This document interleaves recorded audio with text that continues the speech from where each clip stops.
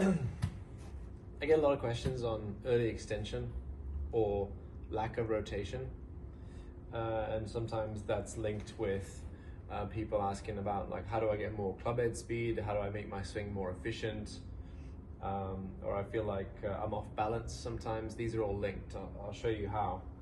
So in a lot of sports, an athletic position is one where your weight is in your in the balls of your feet or in your toes. That way you can be prepared to move in almost any direction with some force and speed. In golf, it's a little bit different than that, just because we're set up like this, square to the ball, which is effectively a 90-degree angle from where we want the ball to go. And because of our posture, with the lie angle of the club and our spine angle here that we are looking to maintain through the strike, if we have our weight in the toes or shifting into the toes on the way down, as we keep our chest down or maintain our spine angle and rotate the hips, what that'll cause you to do is lose your balance or fall over towards the ball.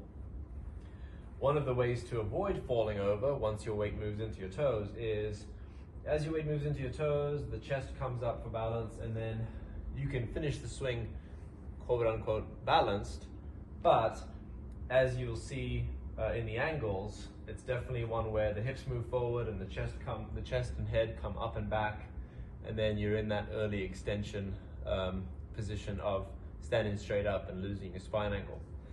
This doesn't seem like a particularly athletic position, but what we actually want as we strike the golf ball is to feel like as our weight is shifting into that front foot, it's also moving towards the heel. So for a right-handed golfer, that'll be your left foot.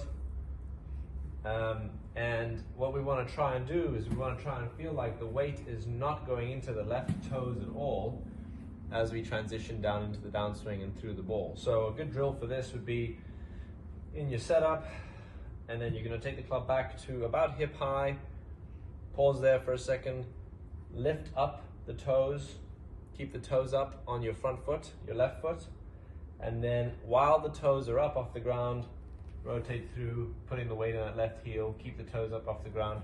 So this is just a simple little drill where you can pitch the ball a few, 10, 15, 20 yards with a wedge or even a mid-iron, and just making sure that the weight is transitioning correctly through the ball, but in towards that left heel. And this is what that's going to look like.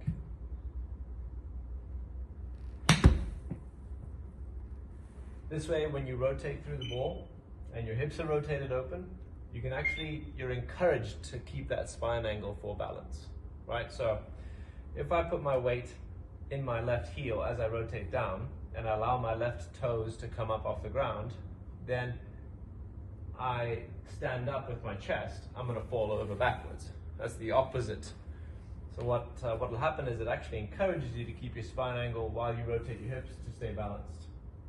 Try that.